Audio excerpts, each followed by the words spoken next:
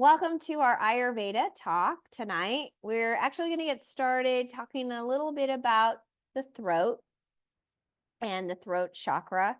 I want to just mention that this is a really important area of the body because energy flows in all these different directions. And even in Chinese medicine, they will tell you that this area here they have in the 8 brocades, which is a Qigong series. It's like 8 different practices. And one of the most important practices of the 8 brocades is the one where you rotate your head.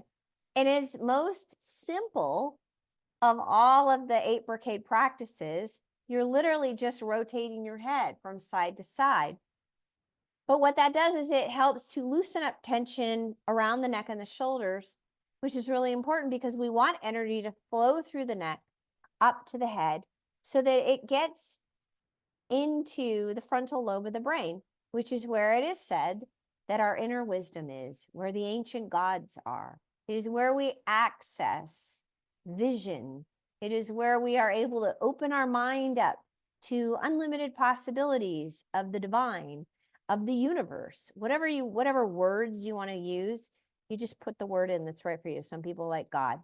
I don't typically use the word God, but I don't care. I can use it. But I usually say the universe and the divine. And so you literally open up. When you have tension in your neck and your shoulders, constriction, why are we doing yoga in the first place? To open up so that energy flows freely. We are loosening up tensions, resistance, samskaras. Samskaras are impressions, traumas, anything that happened to us and it was held into our tissues. That's a samskara. Okay, so they're oftentimes connected to something like something that we saw or something we experienced, something emotional, and they are stored in the body. And as you do yoga and you do these different practices, it begins to loosen up the body, and then energy starts flowing better. And this area in particular is really important because if it's tight, then you can't access, like I said, that wisdom that is here. So the other thing that happens is that there is a thing called sternocleidomastoideus syndrome. And what that means is that this muscle here in the neck gets tight. It gets tight, and then it literally pulls the head forward, and then it causes lots of issues. So that muscle actually comes up and attaches here at the occipital ridge, up here into the jaw, and then down into the sternum and the clavicle. And then it gets tight. And instead of loosening here, what people tend to do is they focus on back here and they're getting a massage and they're trying to loosen up. But it really is here that needs to get loose. So you can actually Google that technique on how to loosen it. It's a trigger point technique. I'm not going to show you that tonight, but you can Google it. We're going to talk a little bit about what happens in the throat. What happens when we have a throat disorder? What happens when we have something that's going on in this area of the neck where there's an imbalance? This is connected to expression, your ability to speak for yourself, your ability to speak up, to stand up for yourself, and it will oftentimes get shut down.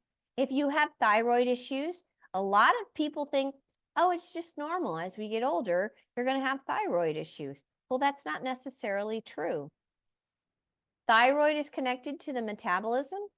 What is metabolism connected to? Digestion.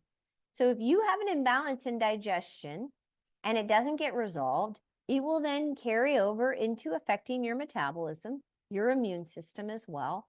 And then it's going to start affecting other organs. And the thyroid is one of them. Okay, so that is just something to look at. There's always a digestive imbalance going on if you've got these other things, because it starts there and moves from there. It moves down the disease pathway. So we're going to talk a little bit about throat disorders and how Ayurveda looks at them. And there are all 3 doshas Vata, Pitta, and Kapha can be involved in these imbalances. Sometimes there's an excess of tissue growths. That is going to be like a kapha imbalance and excess. Things start growing or there's obstruction in the throat. And if that's happening, you got to get it taken care of. You really need to like be working with your Western medicine doctor on this stuff because some of these things can be life-threatening. All right. When Vata, which is air and ether, goes into excess, it can cause pain over the surface of the tongue. And then you will have different symptoms of Vata showing up. Remember, dryness. You're going to have,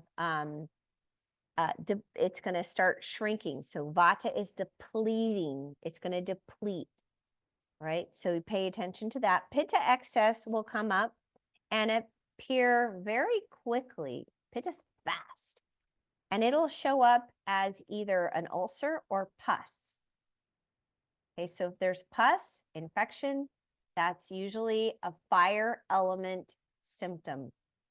And you will want to also go to your Western medicine doctor and get that addressed.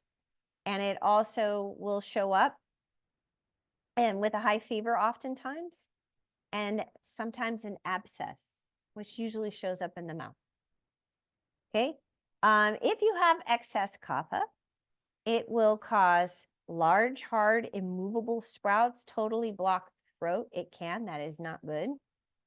And it will also cause a condition, if you're not careful, that can be incurable. So Ayurveda does its best to deal with all of the symptoms right away. But if you let things go long enough, it's really hard to turn that disease pathway away. And this is why we do the spring cleanse and the fall cleanse.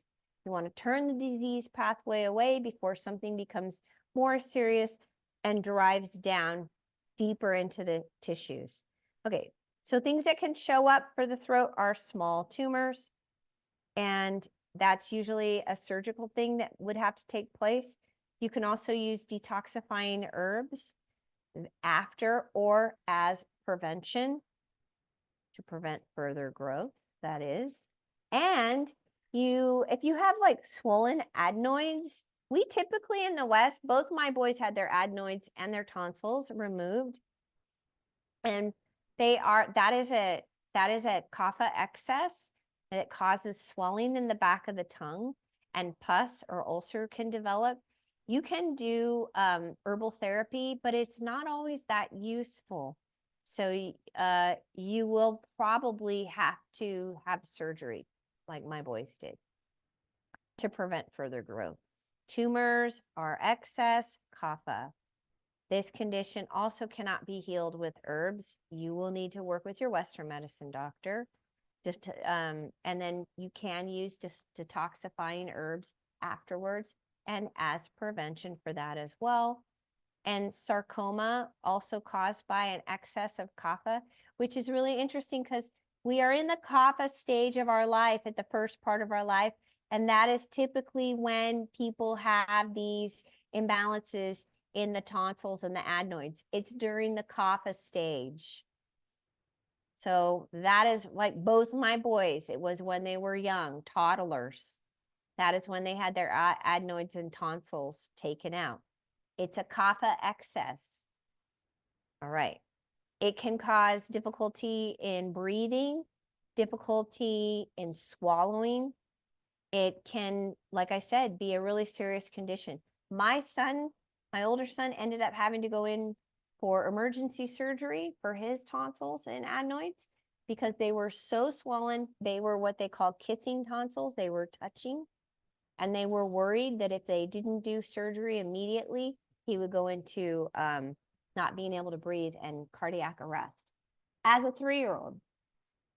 So something to pay attention to. And like I said, detoxifying herbs are preventative and can stop further growth. But oftentimes you have to look at the surgical options that Western medicine. Thank God, this is something when you're dealing with throat disorders, This is where Western medicine has really served us, really helped us, because now you're preventing further issues down the line. And strep throat falls into that too. A lot of kids that get strep throat, they'll take those tonsils out and adenoids, and they don't get strep throat ever again. Okay, so if you have any questions on any of that, reach out to me. It was kind of short and sweet. We are going to do a practice today that helps us work through the throat. So we're going to release through the upper body. We're going to be doing fish pose, which opens this up. And we're going to make sure that tension is released so that this center is open. Okay? All right, let's get started with our practice.